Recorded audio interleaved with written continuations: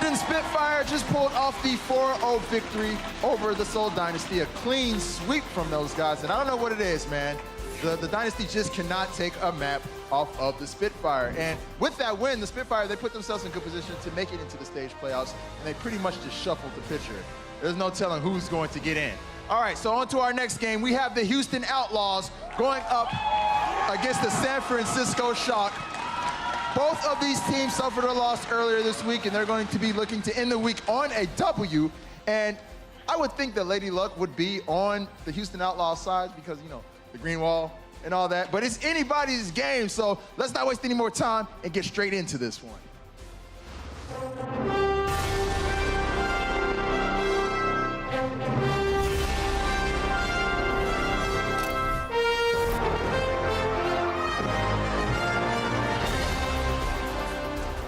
Los Angeles, are you guys enjoying the show so far?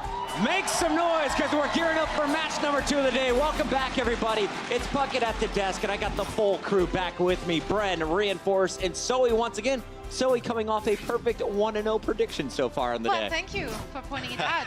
Bren, of course. you just locked out. No, well, okay, if you want to say that, all right. He put the clover on his cheek. Things are working for him here on St. Patty's Day. Reinforced, we won't talk about your pick. We'll let you talk about your new pick here in a moment. For now, we got to remind everybody what's happened so far and where are we going next. A little bit later tonight, you'll see the Fuel take on the Fusion, but it's time for game number 2. We got the Shock versus the Houston Outlaws. Make some noise and get geared up for this one. When you look at the numbers here in stage 2, not super impressive. You're 2-5 if you're the Shock. You're 3-4 if you're the Houston Outlaws. Both teams have had their bumps on the way, and I want to know, how are the teams looking right now if you compare them side to side? You know, I talked to Coach Brett from the San Francisco Shock about how they match up against the Houston Outlaws. And he said with confidence, you know, Houston Outlaws, they're weak against strong dive teams.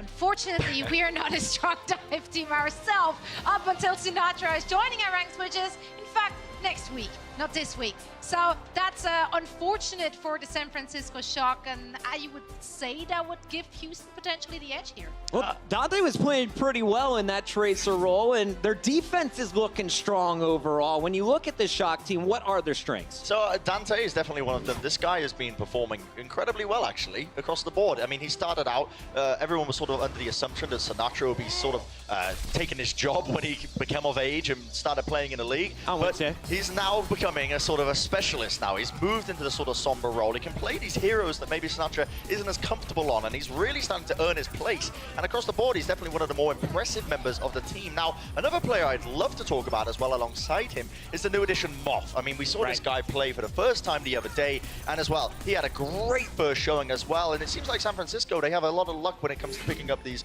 sort of rookie untested support players, right? Maybe luck comes into it. Again, it is St. Patrick's Day. We've got the fourth leaf clover. What, you know, just don't knock it, Johnny. Don't knock it, lad. All right? Don't knock it. All right, Johnny, let's talk on the other side of things. Yeah. Houston Outlaws. You look at their last 5 matches, 4 losses. They lost to New York. They lost to the Valiant. They've lost to the Gladiators.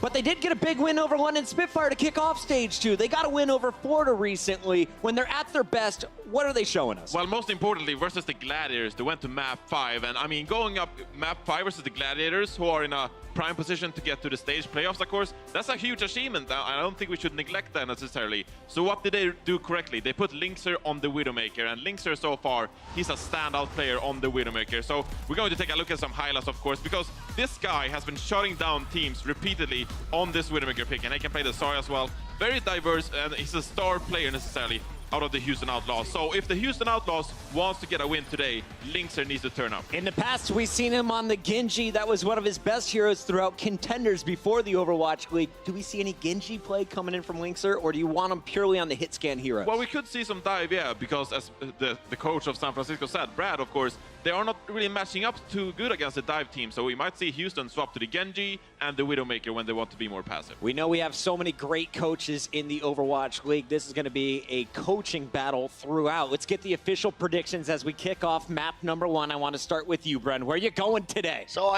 it's been a long time, but I'm going to be going with San Francisco for this one, honestly. Yeah, I mean, the Superfan in the back, he's got my back, that's for sure. Anyone tries to start any action with me, trust me, he's going to be waiting for you. You got your bouncer Tyler ready to go. Exactly. We know him Ready. by name. He's Ready. here every time they play. I love it. All right, you're going with the San Francisco Shock. Give me one player to watch from this squad. Dante, of course, the Dante. guy I was talking about before, he is a star player through and through. He's made his, he's definitely put down his chips on the table. Again, analogies are not my strong suit. All right, we're going to skip you. Reinforce, let's go to your prediction as we wrap this up. Well, Houston's GM Flame, he's not a small guy either, Brent, so I'm going with Houston. Catch me outside. Oh, all right. We got a 2v2 going. All right, Zoe, you are the tiebreaker. Last time you were on the right side with London. Where do you go this time around? Well, I choose to be on the right side again, and that means I'm going to go with Houston. I think they are outclassing the San Francisco Shock, mainly in the tank department. This is their strong suit. I'm going to see them shine. So many Outlaw fans in the room today. We got Shock people out here as well. Are you guys ready to kick off this match? Here it comes.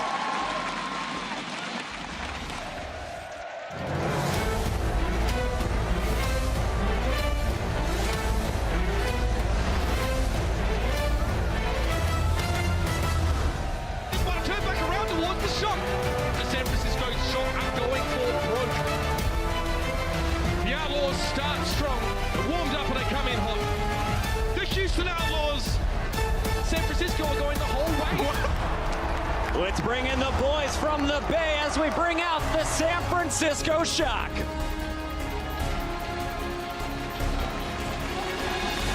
Dante coming out first, Nomi right behind him. Keep your eyes on the main tank and their Tracer today. 5-12 overall, 2-5 here in stage 2. But this is a squad that can always play spoiler to a team that's higher on the leaderboard. In general, as well, across the board, this is a team that haven't had the greatest of showings, but they've got the pieces there, and they're definitely getting them later down the line as well. And I mean, partly the reason I predicted them as well is because I do believe that if Shock end up playing the play style, if they adapt it towards Houston Outlaws, when Houston are in a little bit of a slump in recent days, they can take a win here today. That's my reasoning for it, at least. I personally do believe, contrary to what Coach Brad seems to think about his own team, I do like to think that they can play them. Well, I'm glad you have faith in them. But Johnny mentioned Lynxer's Widowmaker, and the Shock are aware of this issue. They did tell me going into this match they will try their very best not to give him too many opportunities to shine. And that man right there, Baby Bay, is going to have his hands full. I'd love to see the Widow off. Johnny, are we going to get it? We might see some Widow coming out of Baby Bay, of course, but most of his deaths so far in the Overwatch League are from the other Widow on the other side. So it might be a rough Widow versus Widow battle. All right, looking at the numbers that do not go in favor of the Shock. We'll see what heroes this squad chooses to play today. That is our first team. It's time to bring out their opponents. Please put your hands together and give it up for the Houston Outlaws. Love the hat. You're hiding the luscious hair, but that thing is beautiful on Raucous. That's a big hat. That is a big hat. That is a very big He's hat. really making it work. I'm not gonna lie. Clockwork in the mix as well. Good to see him back on the stage. And Coolmat is going to round out the crew. They're 10-7 overall in the regular season, 3-4 here in stage 2. This is their chance to get back to 500. And you have to think they got Shanghai and potentially Seoul. This is where you generate some momentum and try and finish 6-4 on stage 2. I mean, they have what it takes to defeat basically every team in the league if they're practicing hard. And I just want to bring it back to a conversation I had. Oh, hello. Deal with it. Thank you, Shane. I want to bring it back to my last conversation I had with their GM Flame. He said that they may have lost their last game. They're not upset because they came prepared and we're back on the grind, which they haven't been for the past 2 weeks. So they played to the best of their abilities. Win some, you lose some. They were happy with the results. That's, there we go. I gotta say, outside of the gameplay, outside of all of that, this is one of my favorite teams in terms of how much they feel like a family, right? Just a group of friends that are having fun playing, and I mean, a lot of them were picked up when they were playing on F1 RGFP as well, back in Contenders. It's really just memes, Brent. There's no meme. There's just Listen, like that's it's how I Meme value team, life. baby. I love this Outlaw squad. I know we got a lot of fans cheering them on today. They're going up against a very tough San Francisco Shock team, though. We're going to find out how this one all plays off. We're just 1 minute away from game time. Are you guys ready here in the venue? Make some noise, boys and girls. It's time to get this party started. We got Monty and Joa with the call. That's right, Puckett. Here we are, guys, ready to get started with San Francisco Shock versus Houston Outlaws. And you and I were talking a lot about this match going into this one. And, usually we kind of have a sense of, maybe who's going to come out on top. But I think this one's actually really hard to predict. You pinching me? Yeah, I'm pitching you. You're not wearing green on St. Patrick's Day, Oh, man. whoops. That's Hold what on. happens. I've got this mark on the floor, so I know where to stand. Oh, there you very go. good. No, That's no, no. green. Whoa, it goes right through me. Whoa. Whoa. The magic of green screens. Happy St. Patrick's Day. It's a St. Patrick's Day miracle, everyone. Thank you, Wow. Patrick. That's incredible.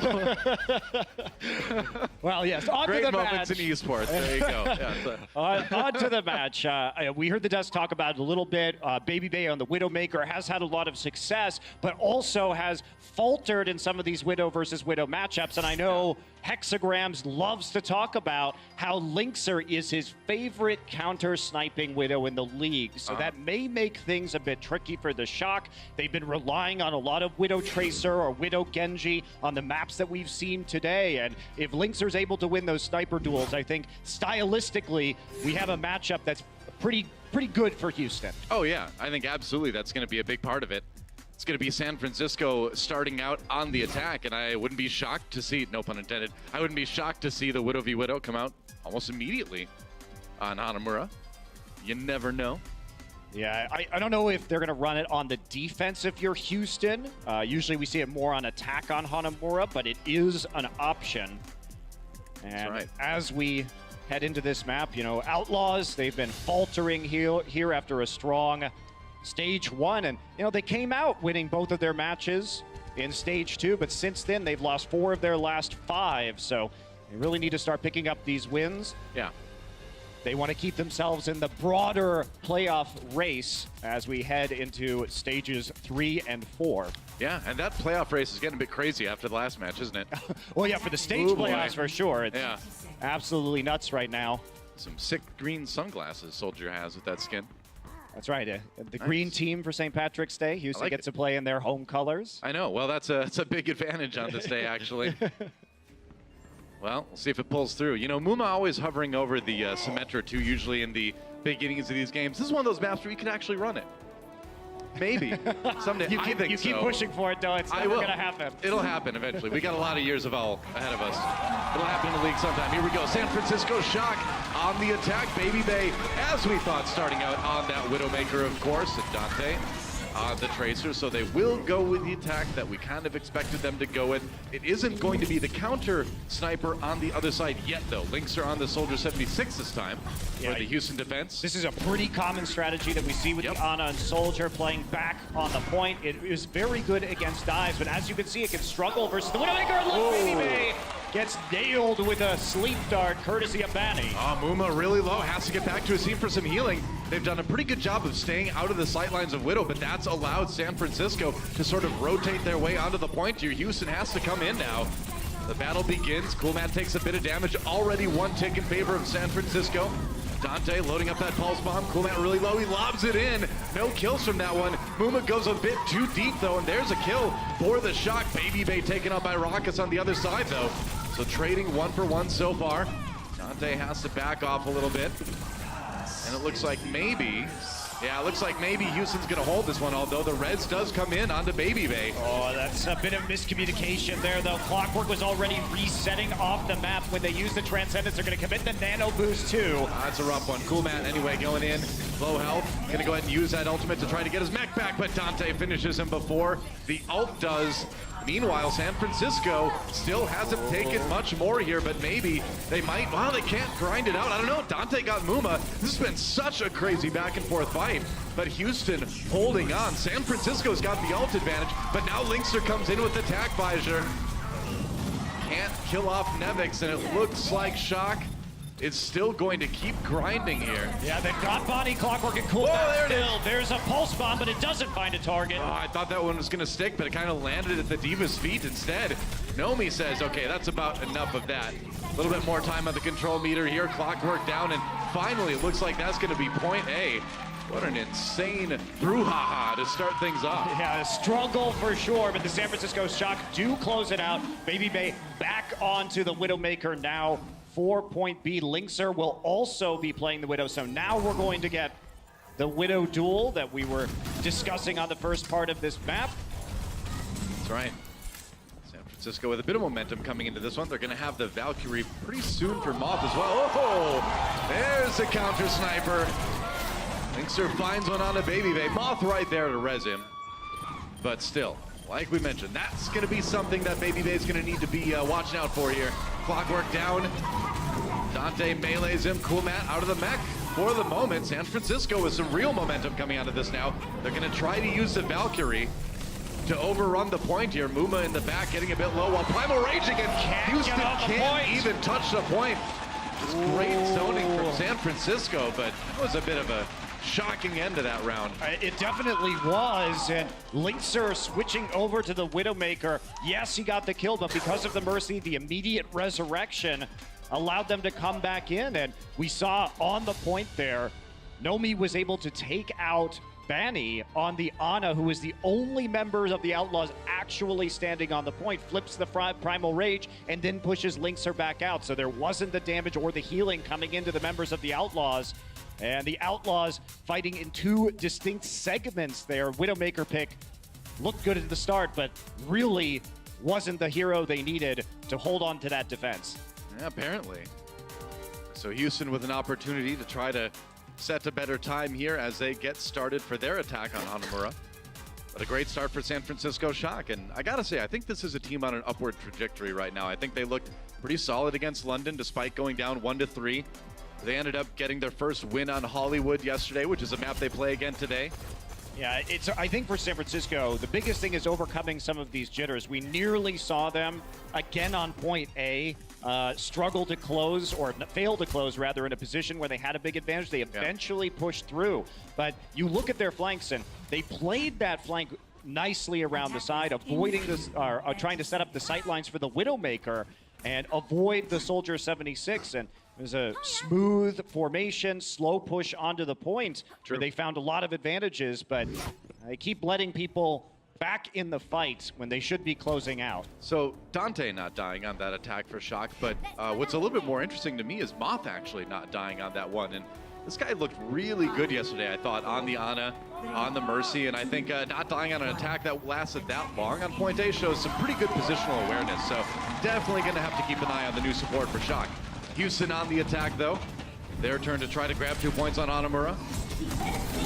It's going to be the same positioning that we saw from the Outlaws with their Soldier on defense. Most of the players on the opposite side of the point staying away from Linkser's Widowmaker. Yep. Clockwork down. Nevix manages to remove him from the battle, so Houston 5v6 here, but that doesn't mean Linkser can't still go for some picks here. Sleepy needs to be careful about over-committing to some of these peaks. That's been a problem with Sleepy, is that he peaks too aggressively at times and gets picked off by a Widowmaker or a Zenyatta. He does. And he's gotten a lot of picks himself that way too, but it's always a risk when you go for that. And there you go, Raucus finds him. Sleepy down in the Zen v Zen duel, but Raucus falls soon afterwards as San Francisco getting a bit aggressive. They lost their support. They know they need to go hard to try to push Houston back, and it's working well so far. Bonnie down, and Cool Matt has to flee the fight. So good little move from San Francisco. They lost their Zenyatta, knew they had to get a fight won right there, and got it done. Well, they're going to be feeling good because Nevix was demeched. Even though Houston lost both of their supports, they're going to be able to come back stronger this time. Infrasight is popped, but Dante picks off Clockwork right as he heads in for the flank. There's a stick onto Rock. Well, it's going to get Raucus. Did a lot of damage to Cool Matt's mech as well. Houston really having a hard time even getting through the door. Oh, that might help though. Linkser. Nice headshot onto Dante there. All right, it's another opening here for the Houston Outlaws. They couldn't deal with it last time. Nano boost onto Nomi. Nomi getting a bit aggressive. Houston just backing off. May have been a bit too aggressive to give him that early. Waits for Houston to re-engage. Nomi's still with that Primal Rage. And he's going to use it to zone Linkser out. Linkser pushed all the way back. Got to worry about what's happening on the payload, though. Houston moving forward. Baby Bay and Moth down. They've got the numbers advantage here, and I don't know, man. That defense, once the nano boost went out to Nomi, started looking a bit awkward for Shock, and Houston capitalizing. I mean, they had to use the nano boost onto Nomi because otherwise they were going to be in a 5 versus 6 on the defense because they had already had Dante knocked out of the fight. So unless they were just going to give it up, that was not going to be an option for them to hold on to their ultimates. That said, Houston on their second attack where they have a good advantage. Once was without the mech on the Shocks, once was without Dante there. They managed to make it work this time around. Still a pretty good hold for the Shock, though, considering they had to do 2 defensive holds in unequal situations.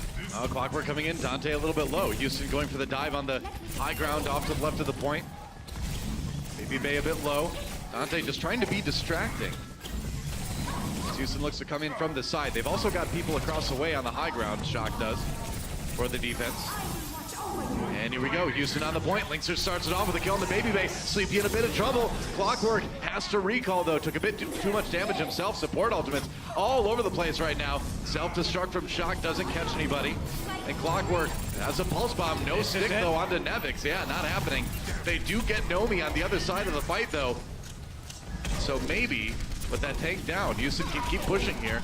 Baby Bay still up, and Dante takes down Raucous. So one form of healing gone, but then revived. Looking pretty good for Houston here, as they have the numbers advantage, but the respawns are strong for San Francisco. They've got ults to spare. Can they use them to hold the point, though? Linkser docks down for a health back. Oh, and Baby Bay, bit too aggro with a bit too few hit points. And now Nevix kind of finds himself on his own a little bit. D-mech'd already, and the spawn's held up. That's another near stick for Clockwork. No kills out of that one. Meanwhile, Linkser zoned out by Nomi. Can't get a lot done with that tack visor. Houston's still on the point, but maybe not for much longer. Not with Baby B on the tack visor, pushing them back. We saw Linkser pop the tack a bit too early. Nomi has about to exit his final rage, or his primal rage, but he had just enough time to reposition, body block the tack visor, and kill Linkser. So San Francisco looking strong here on Hanamura. We saw it before. This is their only map in stage 2 with a winning record, and they're playing it well so far. Yep. Dante recalling, lost a little bit too much out there. He's getting chased down. Houston wants to try to eliminate him early. Clockwork going in. He has to pull back though. Meanwhile, Houston getting very close to 2 support ultimates. That may be their next push here. Moving in right now though. Still 3 minutes left. Well, Transcendence forced out early from Raucous actually up on the high ground. There's a stick. Oh, he gets Muma. No primal rage available means Muma can't survive that bounty there though with the res. A little healing from Moth as Houston back on the point right now. Shock trying to play this defense as far back as they can. Nano boost comes in. On to Baby Bay. That's right. Yep, trying to use that soldier to do a lot of damage to Coolmat. That's working out pretty well. Nomi down though, but Houston pushed back. They've lost a lot of the meat of this attack here. The tanks not able to participate since Move went down. That was it. If Rockets could show headshots, that would have been a headshot rocket. Once again, San Francisco, the early force, Noah, like you said, of the Transcendence on the high ground. Sure, they traded Nomi for it, but they also got the Pulse Bomb. Houston Outlaws only staying in that fight thanks to Banny's ability to find the resurrection onto Muma, but spawn proximity, a big problem here. Baby Bay getting low, but he's right back over to Izana, dropping that biotic field. Talk about knowing your limits, man. Knew exactly when he could get back to his supports for the healing he needed. Houston in again. Linkser pops attack visor. Now the soldier on the other side. Baby Bay has his going as well, trying to just make Muma pay for that deep dive, and he does. Muma down already. And Coolmat not even messing with this, man. He's already on the way out. Oh, so close, Banny. Down to about half health, but he's gonna survive for now. Houston still, though, has to reset. It's another opportunity for Houston. They've got to do some eco pushes. They've got one good push left in them. They need to get their support ults up. They have to force Sleepy and Mop to use these ultimates. Well, Sleepy's held on to his Transcendence for a long time here. Hasn't had to use it, honestly. Nomi keeps going in with the biotic grenade on him, so he's becoming impossible to kill on the high ground. There's a nano boost now onto Nevix. That's right, Nevix just zoning Houston out quite a bit. Linkser down, now he's up. Muma down though, again. They have really been targeting Muma hard on these defensive engagements from Shock, and it's really made things difficult for the Outlaws. Yeah, definitely has, Noah. And they didn't have the resurrection to bring their tank back up this time. Had to use it onto Linkser. So nano boost down, but as you say, Sleepy holding on to that Transcendence still. He knows what's coming in, and now that Banny has no more Valkyrie, may be a trick here for the Outlaws to complete the second point of Hanamura. Could be. 48 seconds remaining. And even if Houston does manage to complete it here, man, are they going to be down in time bank compared to Shock. Oh, that's Baby Bay. Not quite taken out with that pulse bomb. Look close though from Clockwork again. Meanwhile, Houston with a lot more ults to use.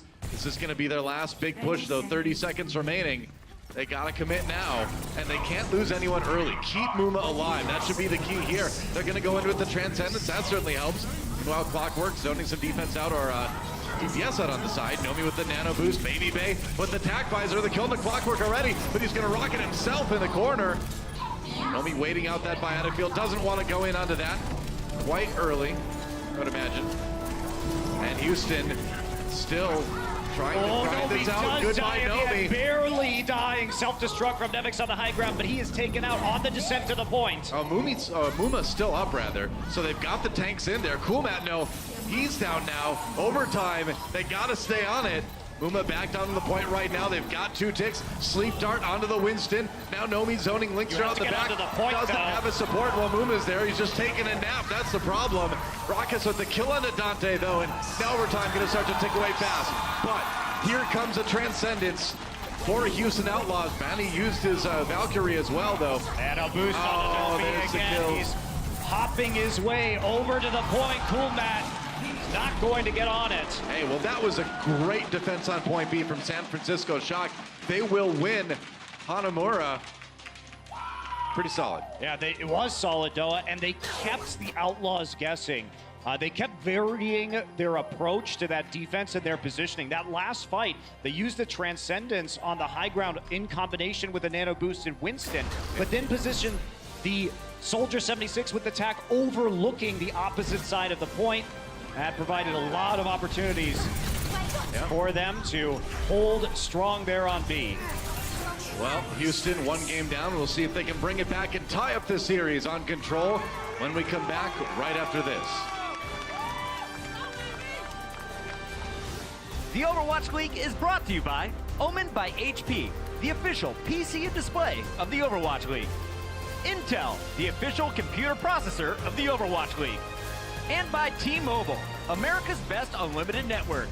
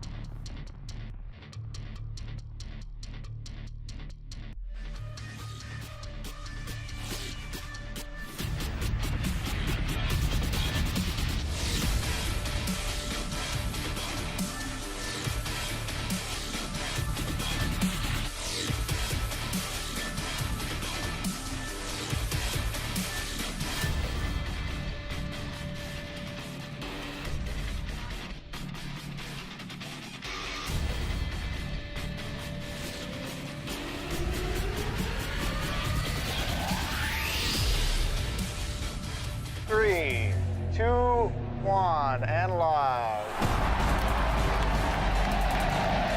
Welcome to the party.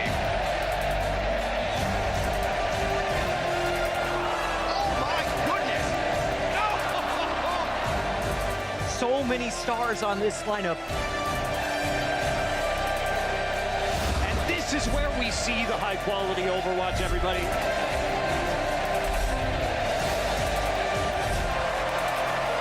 Enough of the fun and games. It's time to get the job done.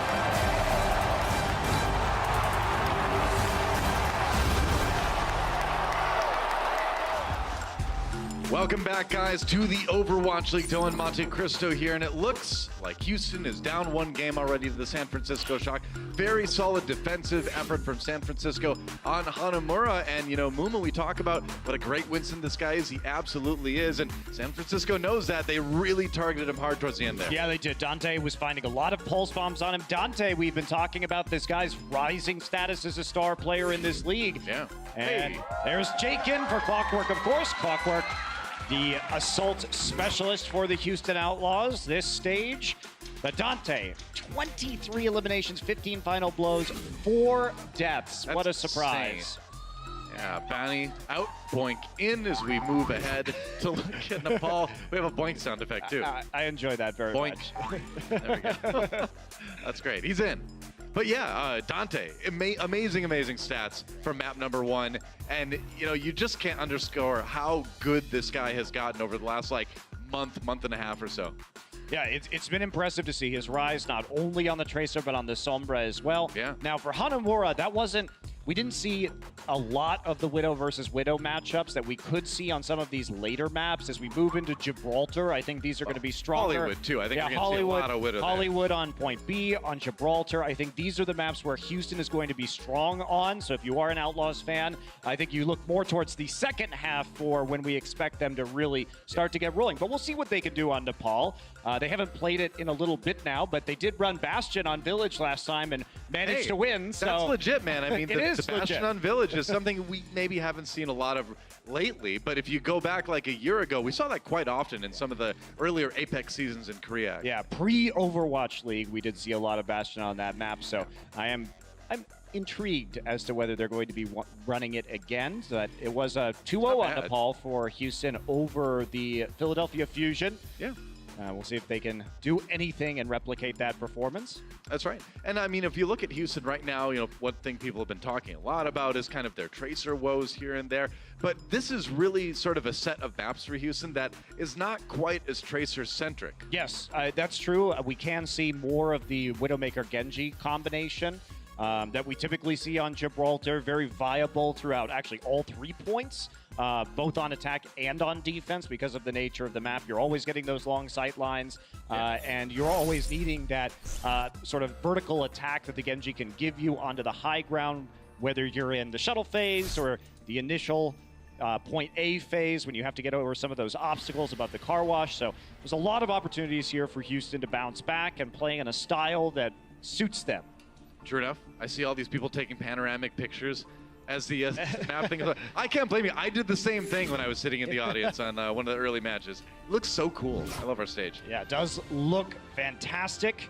As we head on to Shrine here will be our first point. Yeah. Typically Shock, they do like to go back to the Soldier and Tracer. Generally, that's what we see. I'm curious. I hope we get Sanctum a little bit later. You can see the preview of that one on your screen right now. It's one of my favorite points in Overwatch, just because you see such different strategies. I love maps that have the environmental kill potential on it. It's just a fun one. I enjoy it. Yeah, both Shrine and Control Center over on Lijiang at least offer a different approach to some of the compositions that we see in this map pool because of the emphasis on long-range hit scan that many of the maps offer. That's right. And looks like it'll be some mirrored compositions coming through from these teams. Soldier Tracer so dominant. Oftentimes you'll see, yeah, there you go, Tank Destroyer. It has been a focus on Namuma, that's for sure. Yep. See if they can keep it going. San Francisco Shock versus Houston Outlaws here on Nepal. Houston looking to tie the series up 1-1. These teams thinking playoffs yet. Oh, Rocket's down already. Baby Bay with an early kill there on the Soldier 76. Got to get up there to support Nomi as he dives back. Moth gives him a bit of speed to get out. Now, they're not even going to be in an opportunity, or in a space rather, to resurrect him because he died in the middle of the choke point. So too dangerous to come back and try and deal with that. They're not going to lose that many control percent with such a fast death, though. Houston can be back and challenging this right now. Oh yeah, for sure. Dante taking a lot of damage. He needs some healing. Got the Orb of Harmony from Sleepy. And now can they stop Houston? Dante coming in from behind, going after Boink, but Boink manages to live through that one for the moment. Cool Matt coming into zone a little bit more. Dante backing off. Houston getting ready to try to loop all the way around. Pretty long flank from Houston. That was hard because Linkster was on the other side of the map from his teammates, so Dante had a lot of room to maneuver. Yeah, that's right. Thought Dante was maybe going to go in for the pulse bomb, but obviously waiting a little bit there. Houston now scrambling. Baby Bay with the tac visor already pushing Houston back. They got to wait that ultimate out. Oh, Baby Bay trying to predict the recall, but it looks like Jake wasn't there, or Linkster rather wasn't there. Boink there with the res onto Jake though. That was a risky resurrection, but they still pull it off. Baby Bay demecking Cool Matt now. Cool Matt on the run. Hunted down by Dante, not quite finishing him off. Well, he's not a big threat right now. You go after Muma right now if you're Dante. You've got the sound barrier going after the back lines. Now can he finish off Rockets? He can with a pistol whip. Takes down the Omnic Monk, and Dante helping his team hold this point. Boink in a lot of trouble. Sleepy with 2 at the end. And that's going to be near 70% already for San Francisco. What a hold so far. Shock is controlling space very well on this point, popping the tactical visor first just to buy them time. Houston Outlaws has not been able to group up and actually attack as a unit. Dante's been in the back line the entire time. And now Linkster is joining with his team on this side for this attack, but there's a pulse bomb immediately. Cool Matt gonna get some healing from the Mercy. Yeah, just in time. That was nearly a DMAC courtesy of Dante. Cool Matt's still a bit low if Dante can get back on him, but no, Nomi right there getting aggressive. Boink in a lot of trouble. Has to get back to spawn, and Nomi's gonna help him get there. Not the fast way, though. He's bouncing back, but there's no chance. Cool Matt can't even get onto the point. Nevix and Baby Bay hold down the fort while Nomi plays aggressively with the Primal Rage. Honestly, this is some of the most aggressive play we've ever seen out of Nomi. Yeah, really.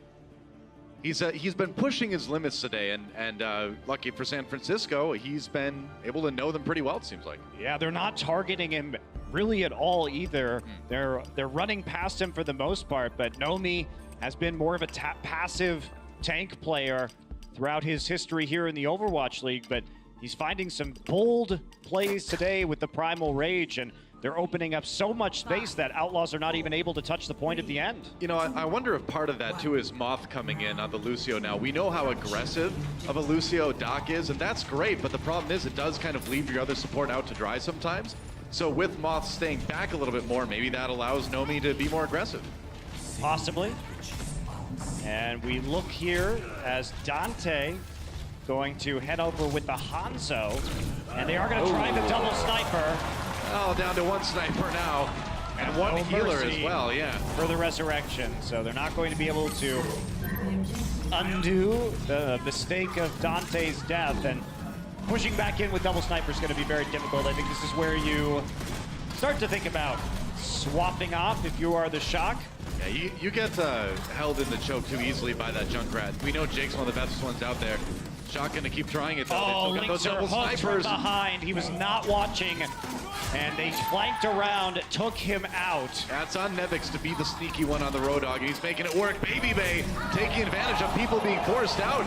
And wow, San Francisco comes in and wins this fight hard. That was some sloppy play by the Outlaws. They were trying to spam down the Orisa shield, but Linkster was very far away from it and not doing very much damage with that Tracer, and he just got flanked from behind, easily hooked and taken out. So they need to be careful. He should have been watching the opposite doorway. Instead, they had no knowledge of the flank coming in. No pressure at all on the Baby Bay on the side, too. He kind of had a field day with that Widowmaker. Dante down early, though. Raucus with another pick onto him.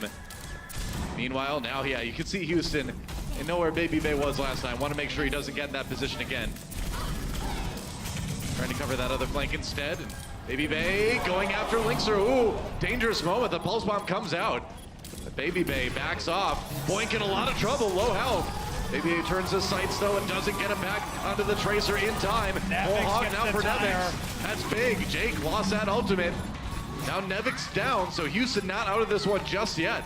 They are waltzing onto the point, and there's not much Moth can do other than delay it a bit more, and Houston will flip it back in their favor. Yeah, you don't want to use both of those support ultimates when the Orisa is already down. You don't have any presence on the point. Houston able to control it by using the Orisa and the Junkrat. You have to walk back in there when you don't have a tank any longer. So overcommitment from the Shock when it comes to ultimate economy.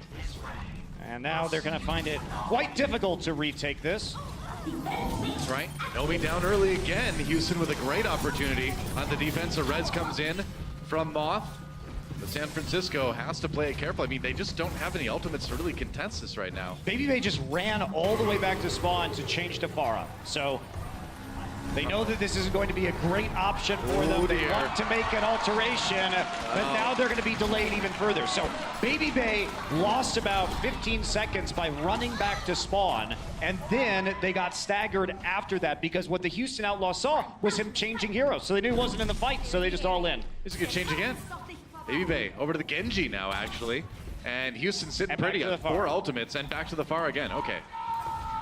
Well then. Some massive indecision from the side of the Shock here, and that's cost them about 50% on this point. And it might cost them more. Well, Resurrection fortunately there and was behind an Orisa shield. Houston has to get in on this one right now. San Francisco flipping the point. They get Kumak back on there. There's nearly a D-Mac. Muma down. A lot of damage from that pulse bomb.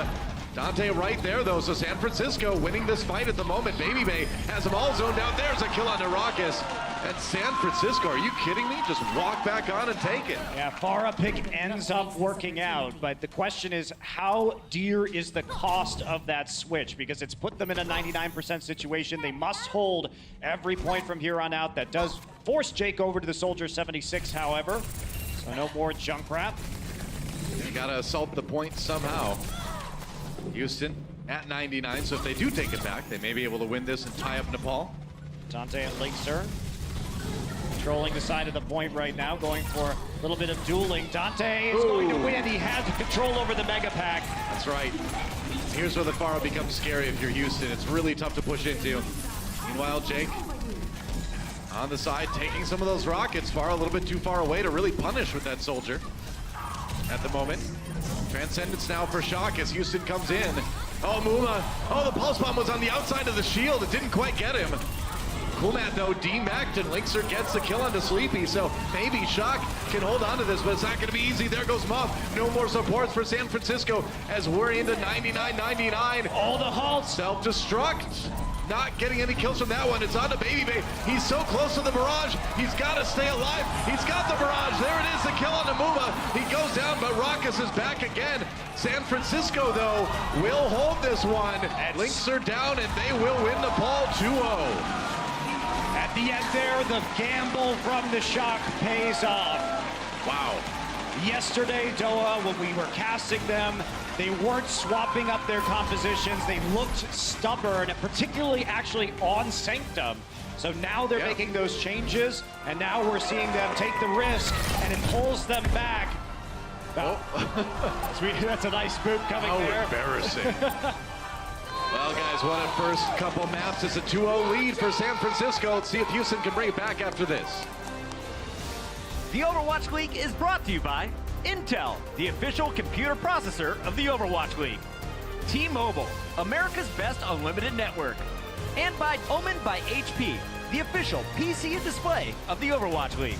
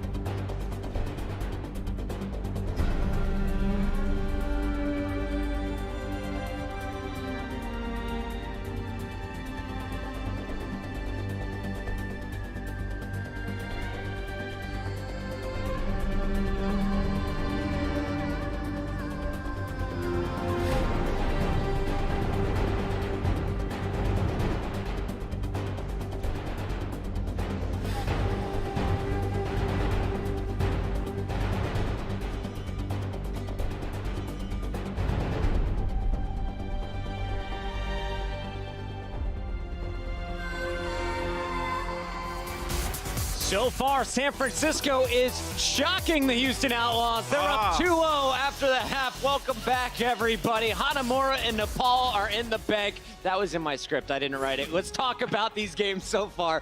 We got Reinforce and Bren on the desk once again. And coming into this series, we had two differing picks. Reinforce, you were confident in the Outlaws. Bren, your best friend is Harsha. He's got some inside info for you, I believe. Best friend. Otherwise, you would never go with this shock pick, would you?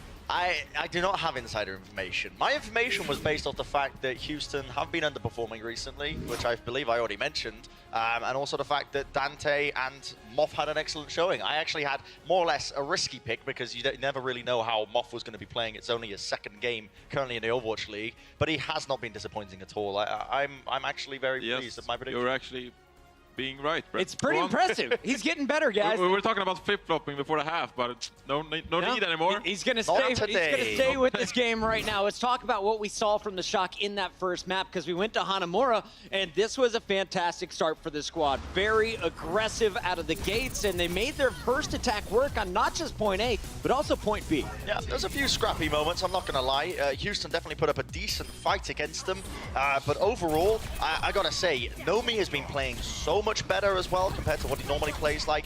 Much more disciplined, sticking with the pack a lot more, creating openings for his DPS players to really start to make their mark. Baby Bay as well, you know, he's not just this Widowmaker one trick, he can also play the Soldier 76 very well, and we saw that overwhelmingly on Hanamura. Johnny, we saw the Widow from Lynx, I wanted to ask you real quick on that point. You said you wanted to see the Widow. It didn't work on Hanamura, especially that second point. Why not? Well, it's rough angles, of course, and when you get to the point, it's easy to contest you. We saw Nomi was just up in his face all the time, and then Dante as well. So it's hard to really have any angles to work with, but that's also what we saw in the last matchup. We saw that Seoul necessarily couldn't deal with the Widowmaker as much, because in that way they made more mistakes in the front line, and as such, London capitalized on those mistakes. So I feel like those squads aren't really up to par in this game to necessarily capitalize on those mistakes. Okay. So Lynxer couldn't have any room. Gotcha. Bren, I know there was one particular moment that you're like, oh, I gotta get that one. I gotta get that one.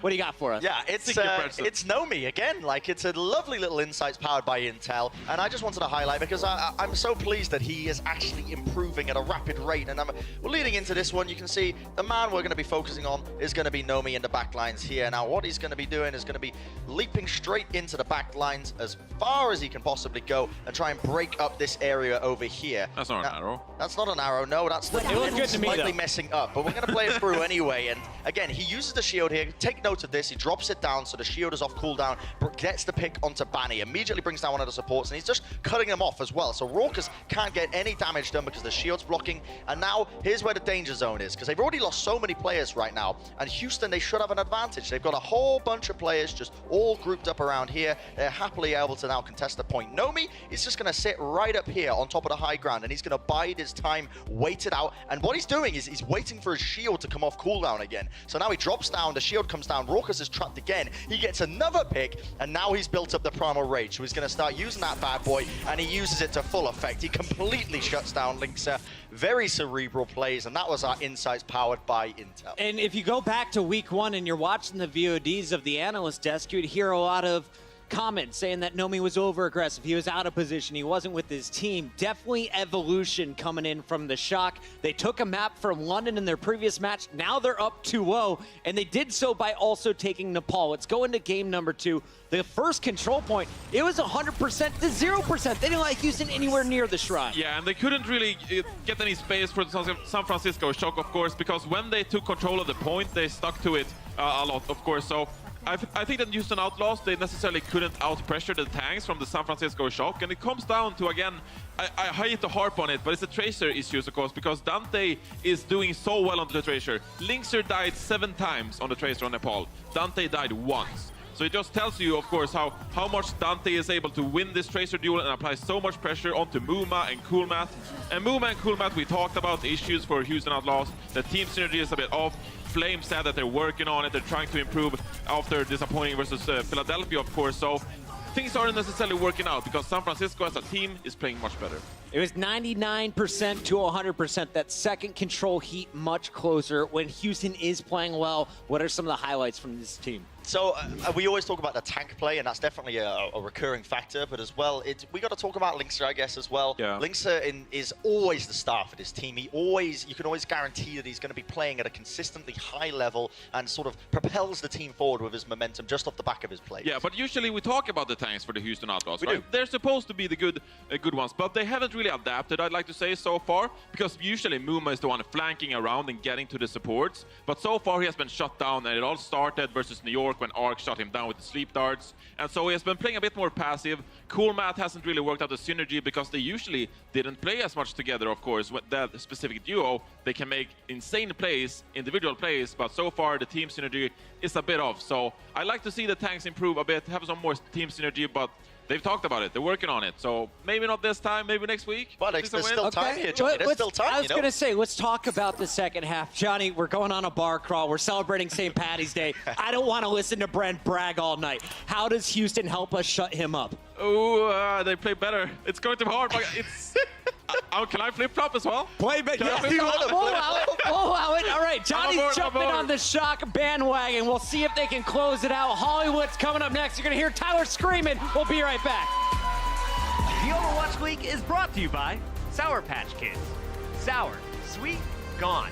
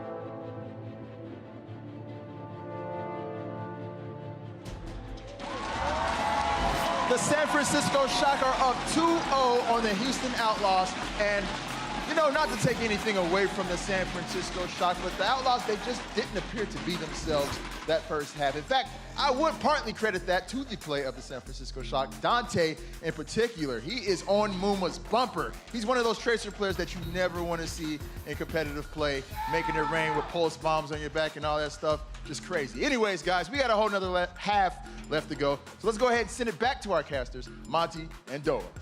All right, thanks, Malik. That is right. Muma having a tough time of it, no doubt about it. Dante not really letting him participate in many fights here so far. Not letting him play Overwatch. He's not. He's so mean. Yeah, that's right. Well, someone's happy. Well, we know exactly who's happy. That's right.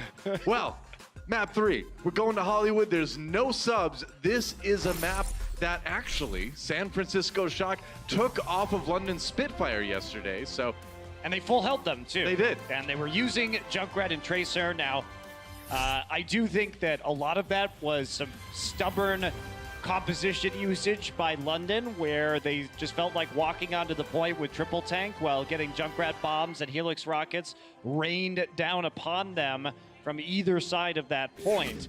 But we'll see if that's going to be the strategy they go with again. They will be on the attacking side first, and both of these teams are 1 and 2 on Hollywood this stage. And right.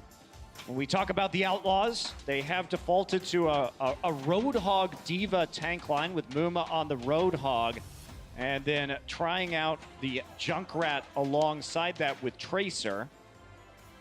True enough. So going for a more pick style of composition, trying to land those Roadhog hooks and play on the point itself as people come in, try and get the hooks from the safety of the cafe. You know, I love how this place is called Goldshire Pictures, right? Because what is acting Goldshire. really? Goldshire, or whatever. What just is, tilted let me every finish my British thing. person. Brent is actually sideways on the desk because he's so tilted But I right haven't now. tilted any World of Warcraft players, which is the important thing. Oh, it's just the British ones. Oh, yeah, they're okay. Anyway, what is acting really but role playing in front of the camera? And we know the most role playing in World of Warcraft happens in Goldshire. At least I know that. I don't know that. So I feel it's very appropriate. I'm not a that WoW they call player. this Goldshire Pictures. You mean Goldshire? Oh, yeah, where are hobbits from, Monty? It's not the Shire, all right? It's the Shire. Come on. You can move there anytime, man. But right now, we're going to Hollywood. San Francisco Shock on the attack. Houston on the defense. Let's see if Houston can come back in this series. Dante with the Sombra attack. San Francisco shown us quite a bit of this. Yeah, they're one of the two teams alongside the Gladiators that do have an emphasis on Sombra attack. They're going to be busting it out here again, so we'll be poking for them until they get the EMP out. And that will be fantastic, because against the Roadhog and the Diva, when you disable those two heroes, you can't heal up the Roadhog, or they just won't even need it. You know, whatever. I mean, you just get the hack on the cool mat, and then your team focuses, and that Diva's down. Oh, Jake catches Moth with the concussion mine, so Houston trying their best to hold on here. Jake saving that for his team. He doesn't hit the concussion mine onto the Mercy right there. Could have been a different story. Jake still trying to poke around the side, punish this Sombra. Not going to find her as she is invisible. No hack there onto Kulmat. He's going to remech. That's stick. That's a baby Bay getting taken out. Linkser with the big pulse bomb there. And San Francisco having to back off. Houston trying to play more aggressively now. They know they can't play into the Shock's hand and just have them wait out for this EMP. They have to play boldly. They have to start pushing forward, and they're doing that. They're landing the hooks. They're getting the pulse bombs.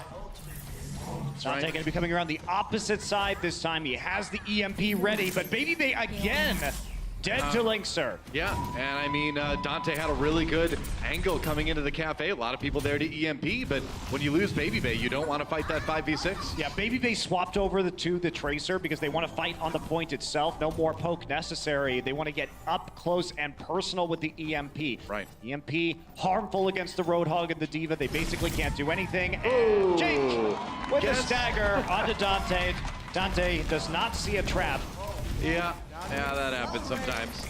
And you know Houston knows where this Sombra is going to come from, right? I mean, coming in through Cafe, getting everybody while they're in the room, that's the oldest Sombra trick in the book, right? Jake ready. Being that great Junkrat that we know. So now San Francisco, they may need to come at this from a different angle. Dante's not going around the cafe this time. Jake's still spamming onto the point. He's going to try and catch Coolman, but he only hacks Coolman. All right, well, can they turn that into a kill? We'll see. Jake with the Riptire coming in. Oh, and Jake's tire taken down by Sleepy. That's a big one. Dante, meanwhile, back on the high ground. Coolman still in the mech, but San Francisco's kills have not evolved into a take on the point just yet. Boink brings Jake back to life. Houston still holding for the moment. Pulse Bomb not doing a lot from Baby Bay. Dante has to back away. That was the big attack Shock was waiting for. And they haven't even gotten a tick yet. They've got the respawn advantage. Now they're using the sound barrier. Another hack comes in. It's on to Linkser. They have to get Linkser while he's hacked. They're not going to do it. It's so close, man, but Linkser lives. Meanwhile, Nomi does not. And San Francisco losing ground in a hurry here. They barely did get a tick, but they're going to hold Jake. This Junkrat, man. We know how good it is. We've seen it so many times, and now Houston really looks like they're feeling in their element again. Yeah, Shock got one EMP, and now they're going to have a second chance, but it's one EMP to finish this map. And last time Muma was not in place, they could only EMP Coolman, and he wasn't even D-Mech. San Francisco Shock really failing when it comes to target selection right now. Oh, Muma on the Roadhog now. Linkser did fall early, but there's a Riptire on the Baby Bay. Dante and Nevix come back to answer the cool math, and that's going to be another take taken by San Francisco. That's right. Oh, but not if you're hacked. Muma hacked before he can use the ultimate, and that's going to be the ticket for San Francisco to maybe finish this one up. Yeah, Muma down before the whole hog is used. 10 seconds remaining for San Francisco, but it looks like they may just be able to get the payload going. They will. Wow. Close one. Just barely at the end. It looked dire, but San Francisco pushes through on that engagement. This time, Dante has the EMP lined up for use against the tank, denies the opportunity to stay on the point from the Houston Outlaws. And Houston, of course, will be making the necessary transition over to the Widowmaker here for Westworld. Baby Bay will be joining him on the sniper. And this is what we've been waiting for. Oh, Linkser! That's a big one, losing that first duel, Widow v Widow. We talk about how Linkser is one of the best counter snipers out there, and you know, that's kind of a statement by Baby Bay to start off Point via Hollywood with that. Not only that, they're going to get the resurrection as well. So back up to full strength with the Shock. Jake trying to find something for this Riptire, but he can't get past the goalkeeper, Nevix. Yeah, 2 tires, no kills so far for Linkser. EMP back up for Dante yet again. And Baby Bay watching the roofs. Does not want to get caught by Linkser. There he is. Oh, Linkser finds him that time. Now it's going to be Dante coming in. He forced out the Transcendence from Raucus. The mind games between the Sombra and the Zen. Always big to watch. Meanwhile, Nomi with the Primal Rage knocks Raucus onto the roof, and that's where he's going to jump on him. Meanwhile, Raucus away. He's got the healing from the Mercy, and Nomi just can't quite finish off any of these targets. San Francisco on the retreat for now. Yeah, they forced both ultimates out of the Outlaws. They stacked them on top of each other. Ooh. But San Francisco, all they had to do was back out and wait for Baby Bay, and they would have had a phenomenal advantage. Instead, they attempt to re-engage a player down with the Transcendence, thinking that Baby Bay was going to get back in time, but he's just not there. He wasn't in position to hit the shots, so San Francisco blows a big opportunity. They need to take advantage of every opportunity they can right now, because they've only got 30 seconds remaining in the attack. It took them so long to take point A that it's going to be incredibly difficult for them to finish this attack run, even if they do manage to clean up point B.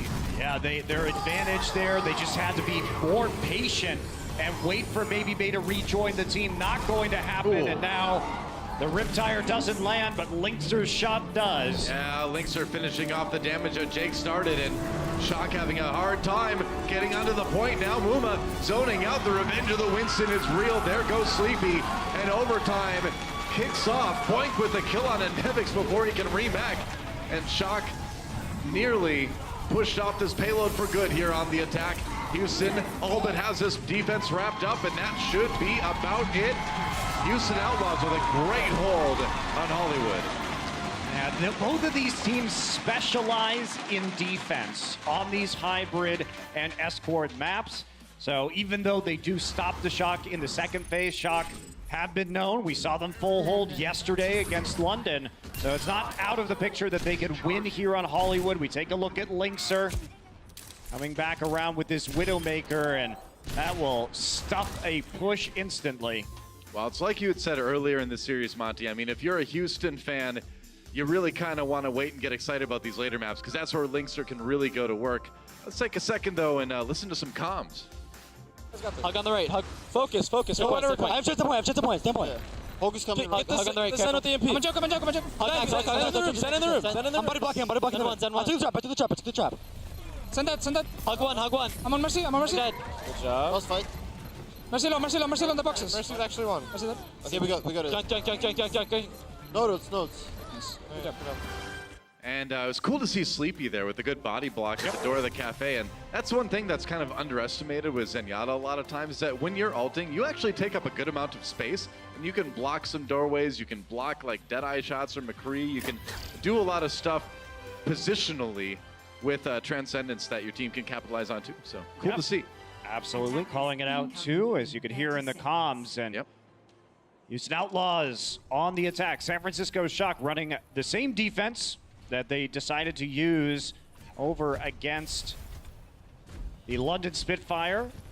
And now it's up to the Outlaws. They have to pressure this high ground. They have to do what London did not, and that is dislodge Dante and Baby Bay. Otherwise, they get caught in a crossfire while attempting to take the point. It's a lot of incoming damage between the grenades and the shots from Soldier 76. Got that protection too. So Houston Outlaws going to send Jake back to actually change onto the Junkrat right away. Going to try to break the shield with their own Junkrat. Yeah, they've run dive on attack before, which could also work here, but and Linkster's going to be on the Genji. Okay, so makes sense. And Dante is going to catch Linkser in a trap, and that will be the first death of this attack for the Outlaws. That's right. Matt and Raucus left outside the point. Jake is going to move up to that high ground, start to get some of these concussion mines down onto the point. Yep. When the team's playing so kind of bottled up defensively, you can enjoy a little bit more of that high ground stability as the Junkrat. Yeah, problem is that Raucus needs to be able to move through this choke point. And that's going to be another kill on the Linkser. Point goes for the res. He gets it just in time. Not much health remaining. Meanwhile, Jake going in. Loses a bit of health. Has to retreat back to security here. Shock holding for the moment. And Coolmat, denied. Tried to get up on the high ground.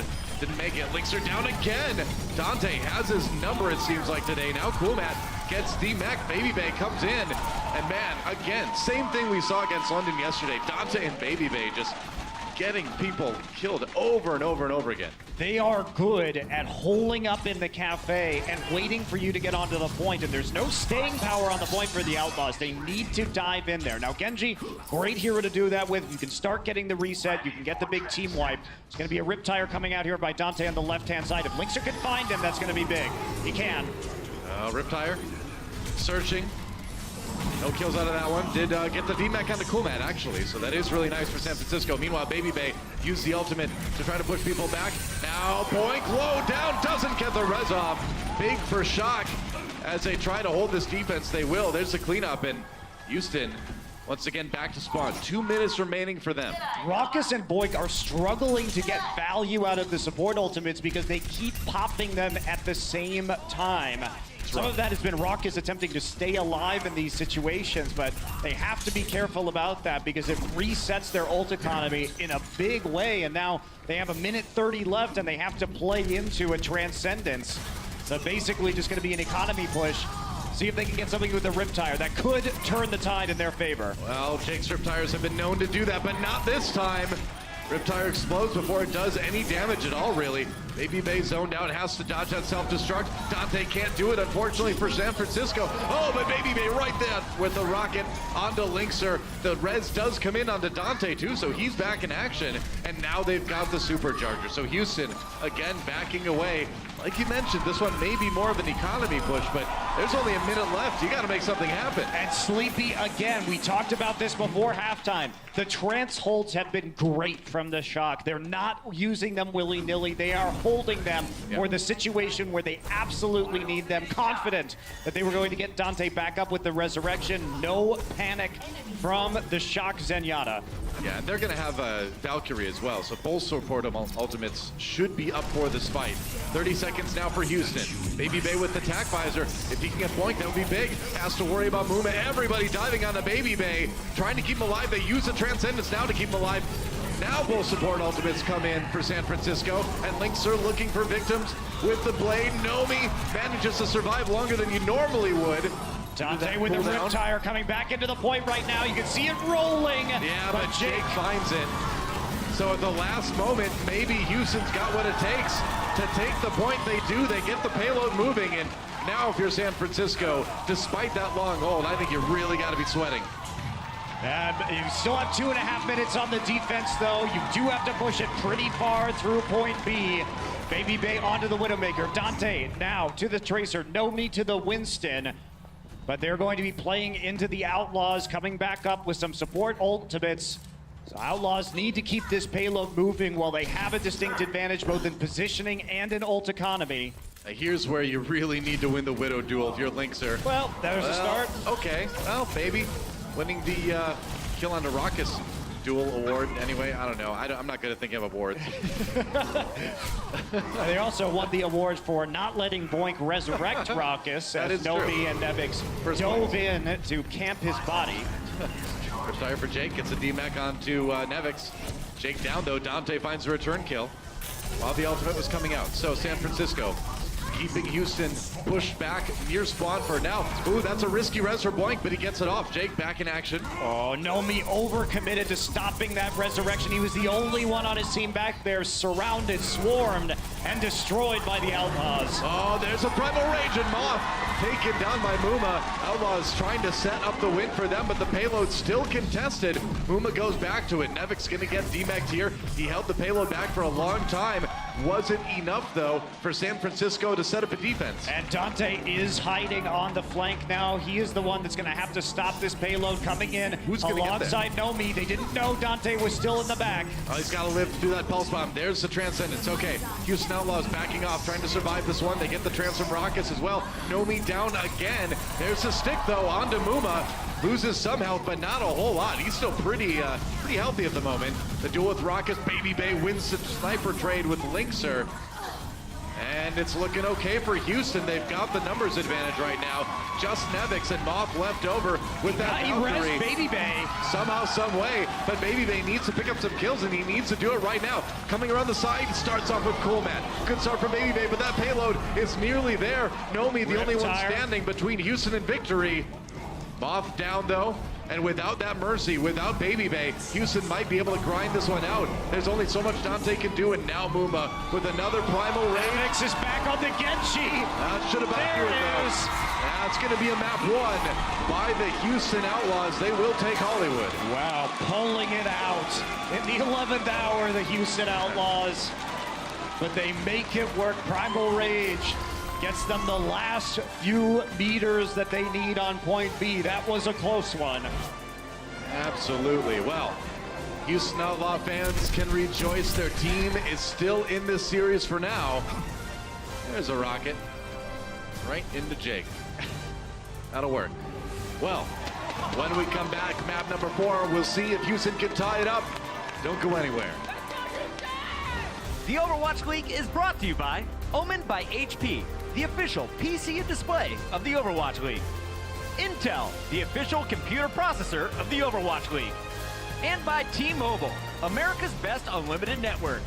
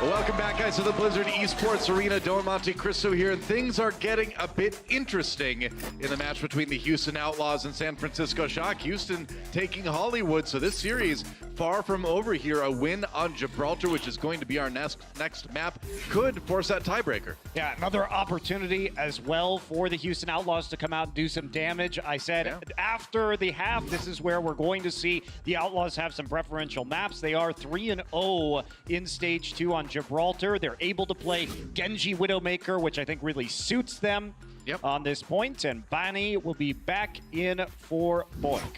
That's right. So Houston showing their stuff already on Hollywood. Now we go to Gibraltar. Widowmaker's Paradise. Well, one of the maps is pretty good for Widow. Both of these teams like to run Genji Widow here, so I think we're going to see some pretty predictable stuff. There's always the opportunity, if you are San Francisco, to mix it up with a little bit of Sombra play, like we've seen from other Sombra teams, like the Gladiators recently.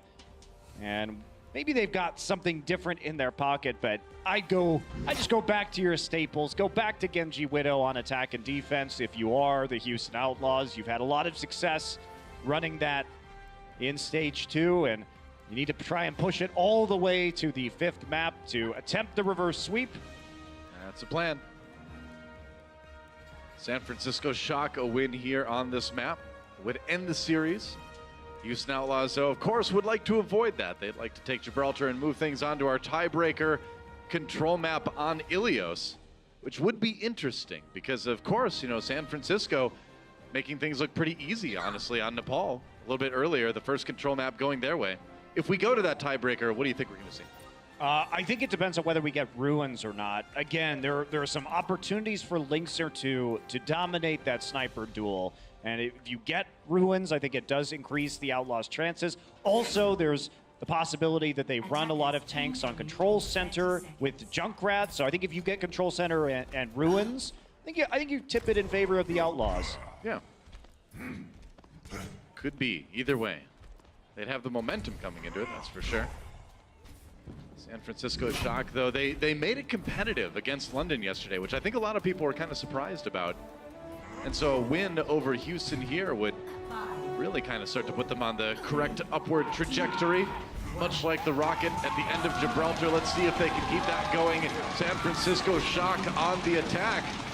Payload is moving. And we get mirrored compositions, so Widow Tracer, name of the game for both of these teams, not running Jake onto the Genji, at least for the first part of this defense, but Sleepy will get the headshot into Linkser, immediate resurrection, but now res down for the Outlaws, and the Shock will still have the opportunity to use their mercy to bring a player back. Dante gonna try to be a thorn in the side of Houston here as he sneaks around the flank. Bonnie takes quite a bit of damage. Nomi down though.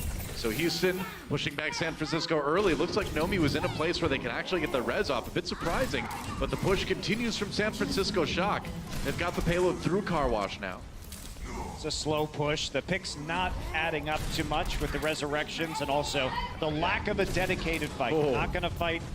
Hold on, and ooh, Baby Babe not gonna hit the shot. Meanwhile, Linkser finds Dante, and now the Shock need to back off. Yeah, that's right. And Linkser's gonna help him do that. There's a shot onto Baby Bay, and Moth going for that risky res. He brings Baby Bay back again, and with Dante down already, I'm kind of surprised he took the chance. Yeah, but with Jake dead, Doa, now they have a chance to come back, enough. and Linkser gone as well. So San Francisco using the respawn timer of Dante to get back into it. That's the plan. Linkser res by Bonnie again. Hard to keep a good Widowmaker down, especially with Mercy around. The payload still moving towards point A. They got to go down and contest it at some point. And now Linkser under pressure. That's right. Valkyrie comes in. Or Bonnie, it had been used a bit earlier here, Jake. Gets a kill onto Dante, actually. So maybe Houston can push this one back, but no, Nevix comes in and Linkser smacked down after he takes out Sleepy. It's a Diva battle on the payload. Mortal Kombat, but oh, Cool Matt not able to work. No, he's not. If Jake going to come in and try and finish off these kills, but all he can do is stall the cart. So Banny used the Valkyrie very early on, and Moth held on to it as the fight drug on longer. And the healing coming through. Sleepy also continues to hold his Transcendence. Raucus has been slow building on the Trance on this map to this point in time. Like Shock able to take that high ground before Houston gets up there. They're gonna have to fight for it, and Lynx are down already. Baby Bay winning another Widow duel. He won it right as the Infrasight went down too, so that's rough. Took a peek and had the damage boost from the Mercy on him. And Dante taking some chunks out of Cool Matt. Or rather, yeah, you know what I mean. Muma, though, comes in and, man, not much you can do against that Primal Rage if you're a squishy hero like Widowmaker. So, Houston will hold for now, getting a little bit of breathing room on point B. Yeah, Muma saving the day in what could have been a bad situation. The kill onto Moth stumps the San Francisco Shock. Now they're coming back in with their own Infrasight. And Nevic's kind of on his own, but he does push Muma back from the top of the ship. Mixer, though, hiding in the back right now. They've got the Valkyrie for Bonnie. Houston wants to defend this one. Cool Matt out of the mech already. Sleepy in a little bit of trouble. Did the stick happen? No, not quite. Didn't get the kill on the Zenyatta in the end anyway. Jake avoiding that self-destruct. Oh, he can't get Nevix before he gets back in. Now the res comes in for Bonnie, trying to bring people back. Cool Matt back in the fray anyway. And now the Widow duel at close range here. By Benamine, Lynxer. Oh, gets a kill on the Baby Bay. You can't stop this guy. Is saving this map for the Outlaws right now. He is clutching when his team looks like they're about to lose. Can't clutch on that one, but Muma and Banny are still alive. Yeah, that's right. Trying to hold as long as they can. Lynxer started it. Now they need to finish this defensive fight. Bonnie down already. There goes Raucus. Cool Matt back on the payload again.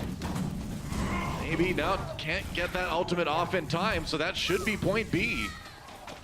It will be. Okay, so San Francisco coming into point C with nearly 4 minutes on the clock and a wealth of ultimates to work with. They are in great shape here. Yeah, that ult bank is really scary. Lynxer has to get back in. Saved by jumping back into the spawn and the help of the defensive matrix from Cool Matt. Oh man, Nomi got there just in time to save Dante too.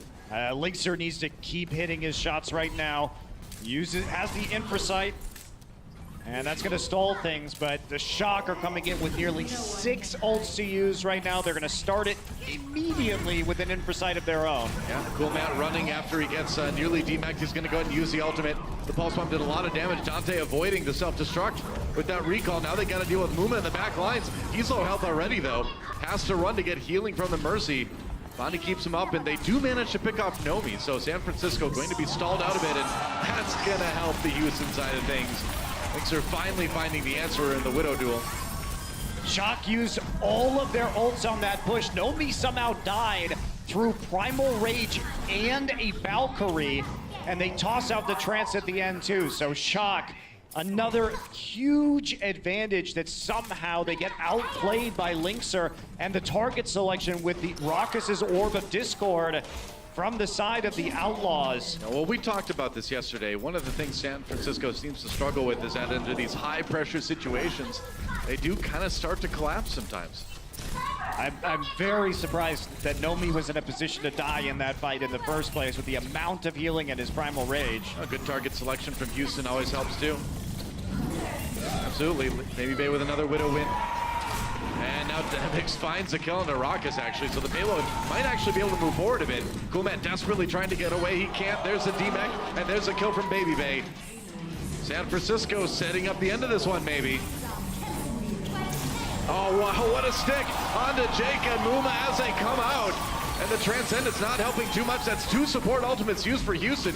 The res comes in. They were able to use the Transcendence to allow Bonnie to get Jake back into the fight. Yeah, covering their point with the Resurrection and the Transcendence, but I just don't think that's going to be enough with Dante going crazy on them. It was a valiant effort, but now you're coming in one by one, and that Zenyatta, you know, fighting on his own.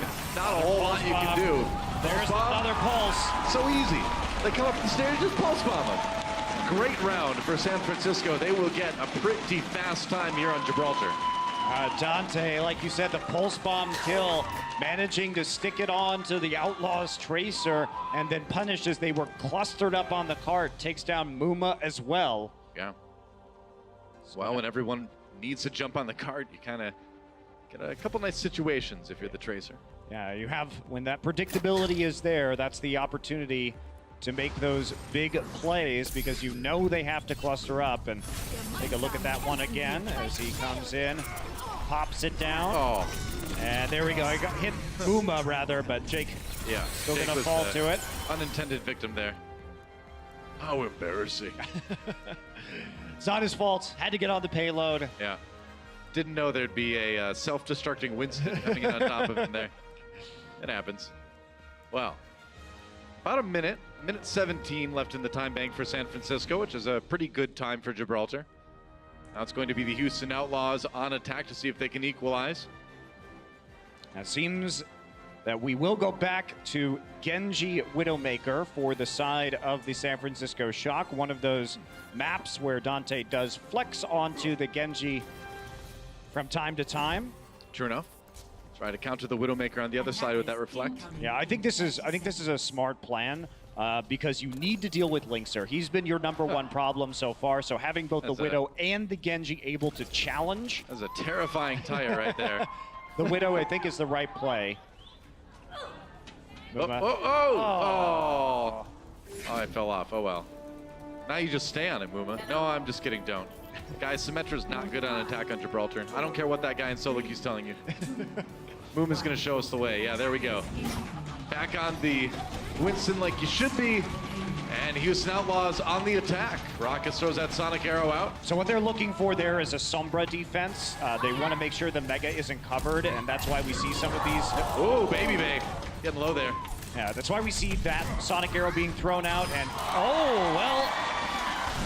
Linkser going to continue to deal with that. Moth out in the open. Little misposition. You have to expect that play going to come through. Baby Bay is going to take him, but that means a lot less for the Outlaws than for the Shock, considering that they're going to be able to resurrect him much faster than Baby Bay will be able to run back from his spawn. Yeah, Lynx are back again already in San Francisco. Way back. That was a fast-moving Genji, and it's a hidden ninja. No kidding. Jake barely survives that one. Payload moving. San Francisco Shock on the high ground defense. Just tank on the low ground to try to keep Houston backed off a little bit. Now Jake still pushing this payload ever so slightly. Well, he has to be careful, but he gets caught. Oh, Baby Bay. He gets pushed out into the open by Nomi's Winston, who was trying to avoid that sight line the entire time. Now, the Outlaws bottled up in the server room. And here's where you can really start to get shut down by a damage-boosted Widow. Your opponent knows exactly where you are, infrasight or not. Both infrasight for both teams now. Yep. Bad sleep. Oh, Linkser with the reflect. Taking some of those peaks. That's right. Dante tried to get the reflect kill onto Linkser, and he nearly did. But it wasn't quite enough damage. Ooh, there's another one that Linkser had a narrow miss with it. Now the blade coming in for Dante. That's a D-Mech onto Kumat, forces that self-destruct. Going to use up a lot of time on the Dragon Blade, though, but it does get San Francisco back in place to defend. I mean, it does the job. It may not be flashy, Doa, but you got the D.Va out of the way. You stopped the progress on the cart. Oh, you don't expect the Genji just to dive at your D.Va. No way to stop that one, though. Moth going to resurrect Baby Bay, who earlier lost the duel to Linkser yet again.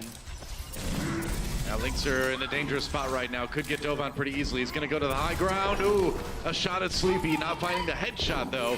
Dante low. There it is.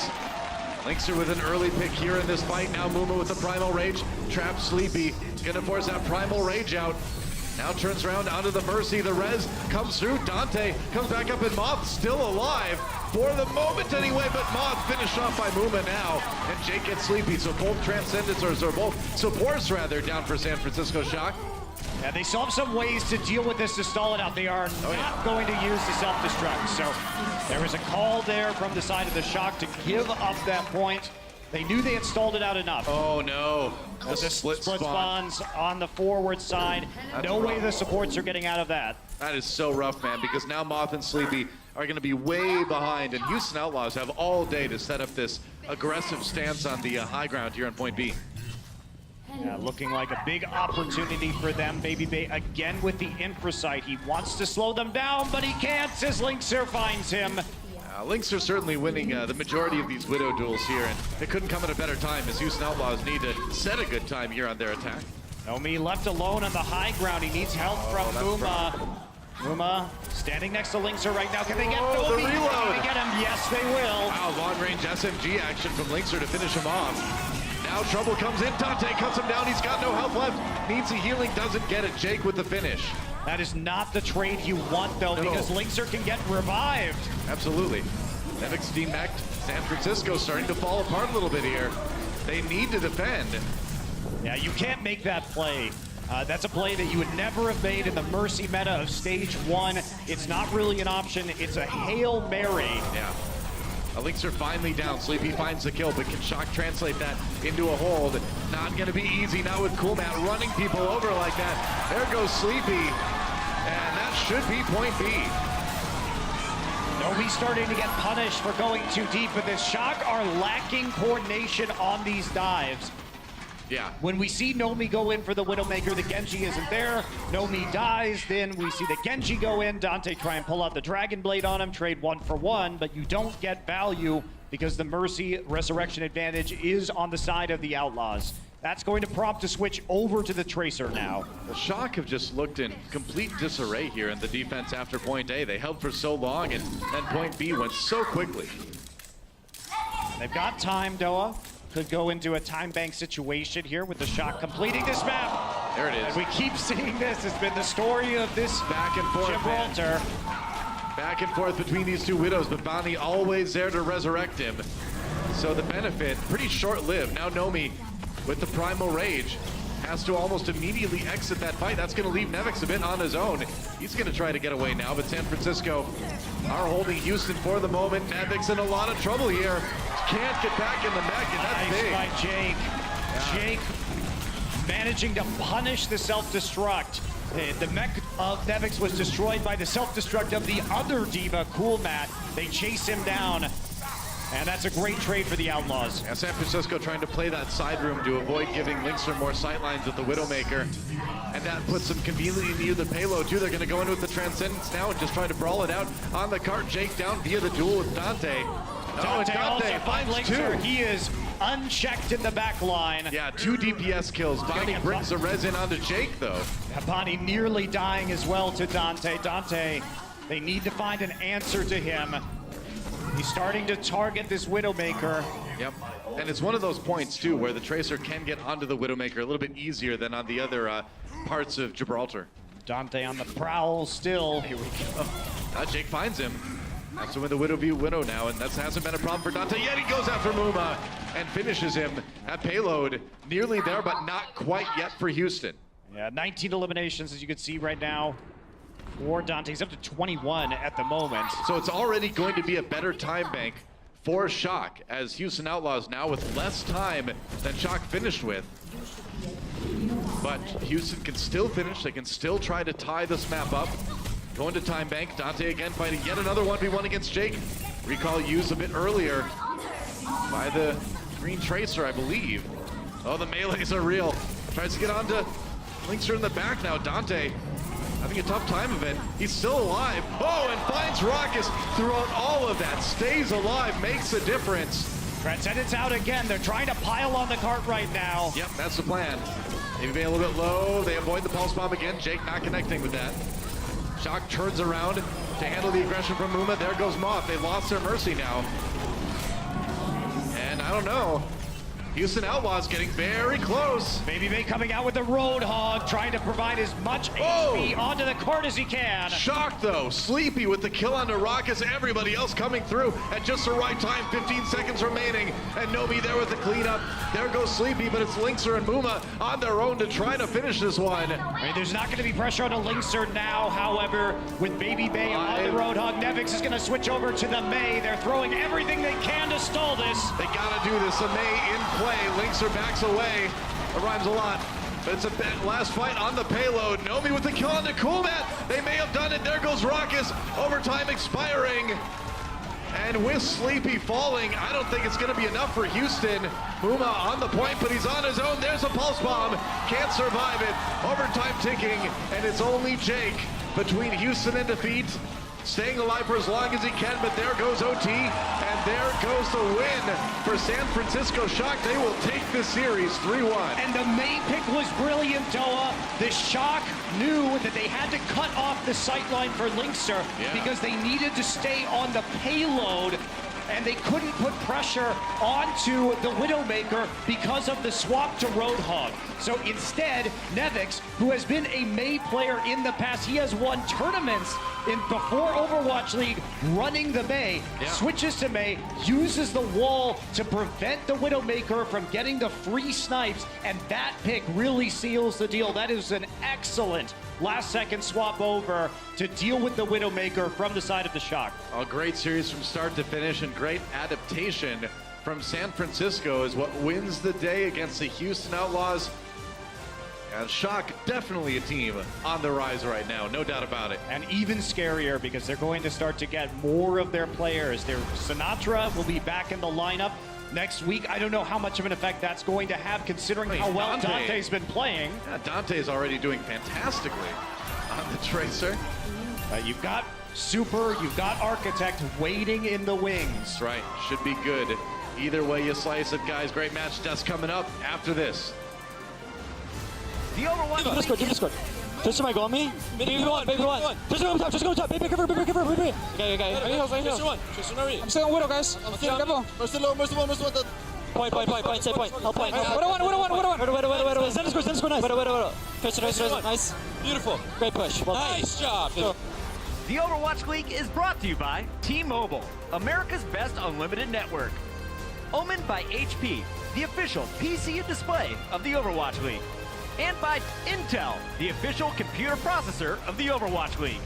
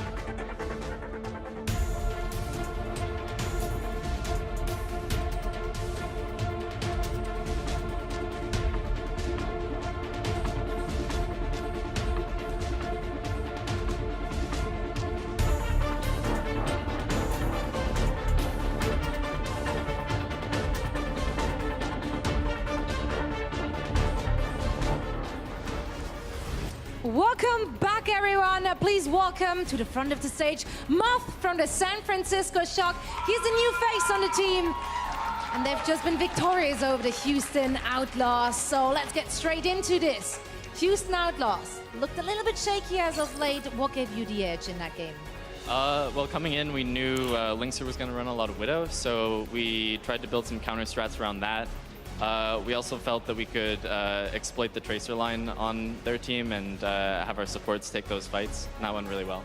All right, now you are the new faces I just mentioned. This was the second time on a big stage for you. How has the experience been like so far? It's been a lot of fun. I've been having a lot of fun in LA. I thought I'd be more nervous going on stage, but it hasn't been that big of a deal yet. It's going well so far. All right, very happy to hear that. You don't seem nervous at all. Please give it up once again for him. Super Faraday, there we go. There's the scream. Thank you so much once again. Congratulations to you and your team. We're now heading over to the desk to break down the action. Great stuff. Big shout out to Moth. And if you think about the Shock, yes, they've now taken a game off of London and they take a series away from Houston. His addition to the squad, it feels like it's new life, new energy in the whole team. Well, even then, I mean, we had Dante started to pop off, of course, when Sinatra was like, oh, we're going to sub in Sinatra, you know, in a few weeks. But Dante was like, no, I'm going to put a stop to that. So he started to turn up. And then you have Nomi turning up as well because Super, you know, he's becoming of age next stage as well. So everyone's competing for their spots, and then you bring in Moth. So they're getting some big wins here. And let's get into the games here as we took a look at Hollywood. This is what we were hoping to see. Dante showing off his Sombra specialty. Yeah, absolutely. And it's a role that he's been building into more and more. And it was definitely an interesting strategy. I feel like it wasn't as effective because once again you're up against the Jake Rat, as Reinforce likes to call it. And what?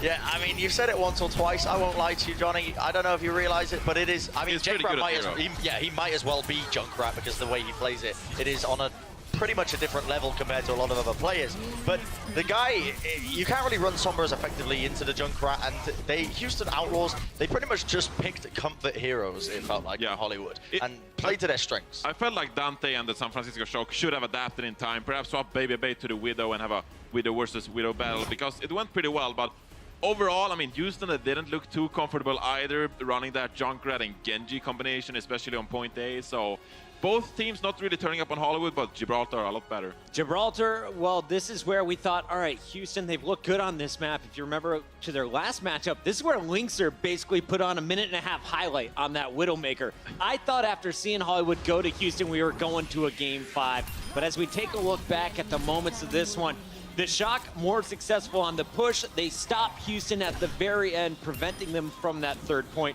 How'd they get the job done? Who had the biggest impact in this game? So, I mean, it's got to be the snipers, right? That seems to be all we're looking at. It was a battle of the Widowmakers at the end of the day when it came to this. Baby Bay and Lynx are constantly battling it out. Top 10 anime battles, if you do ask me. And I mean, they did not disappoint at all, as it was really stretched out to the bitter end, almost capping it out Houston. They had a good attempt at it, but it was too little too late. I mean, I can't really pinpoint too many particular issues, to be honest. It seemed to be a lot of momentum based off these individual Tracers. You want to go with the Tracers, Johnny? I mean, feel free to roast. I mean, let's go, Johnny. Let's go. Don't hold back. I feel like when you're playing Widowmaker, right, you need to be able to protect your Widowmaker as much, but then that comes down to protecting your tanks, of course, and we saw that Dante had a lot more impact when it came to harassing Muma and Coolmat, for example, versus harassing the front line of San Francisco Shock. Because when you're playing versus a Widowmaker, you want to be able to dive the Widowmaker and make sure that she doesn't have the advantage in the Widow versus Widow duel. And then the Tracer comes into play. We want to do a lot of damage and, you know, disorient the other team a little bit. But we didn't see that as much, and it's a problem. You gotta tell it how it is, right? And I want to follow up on this, right? Because we've seen so many teams making additions. We know the Shock have players that have been on the lineup for a while, now turning 18, able to be in the active lineups. They have more players coming in. Guys like Architect are going to be coming through. On the other side for Houston, they had a big roster at the very beginning of the Overwatch League, and you have up until 3 days before Stage 3 to make more acquisitions. Do you see it now and just go and target a pure Tracer specialist? I think it's pretty reliable, right? If you don't want to put in Mendo, fine. If you don't want to field Clockwork on all the maps, fine. But you need someone reliable that you can trust. Put in Davin. Davin and Linkser, they play contenders. They won contenders together, former DPS duo. establish synergy. Let's go. That Very would be talented Finnish Tracer out there available right now. We'll see if he gets picked up before stage 3. Let's wrap up this match right now, though. The Shock. Bren, you're 2 for 2. Actually, I kind of love watching you win. This is kind of nice. You're 2-0. Johnny, you switched at the half. I'll give you a half point for this flip. Yes! Let's talk about our player of the match. Who did you guys give it to? Who had the biggest impact? Dante, of course, and we said in the pre-show, we said at the halftime, we even said just now, you know, the guy, he performs on a multitude of roles, the Tracer being his biggest, and I mean, again, there were question marks coming into this when Sinatra was going to be able to play. They were wondering, you know, while Dante's obviously going to be replaced, but it's not just the Tracer he's turning up on, it's the Sombra, it's the Junkrat, he even plays the Genji every now and then. The guy is truly very flexible, and I feel like he's going to be a great addition for Shock, regardless of what pickups they go for later on into the season. Impressive numbers coming in here. As you see, final blows, 40 of them. He was taking out Jake quite a bit on that final Gibraltar, just 12 deaths. 65% of pulse bombs attached, of course. That's a pretty high amount for That's a high number. That's higher than I'm anyone not else too in the good at arena. numbers, Johnny, but that's a high number That's right a there. very high number. That's above 50%, quite accurate. I'll take it here. Very nice stuff coming in from Dante. He is our player of the match, sponsored by Omen by HP. The Shock, they're on the up and up. Next Wednesday, they get Sinatra. Super's coming in stage 3. But when we come back from this commercial break, we got match number 3 of the day. It's going to be a good one. Dallas Fuel looking to turn things around as they face off against a very tough Philadelphia Fusion. We'll be right back.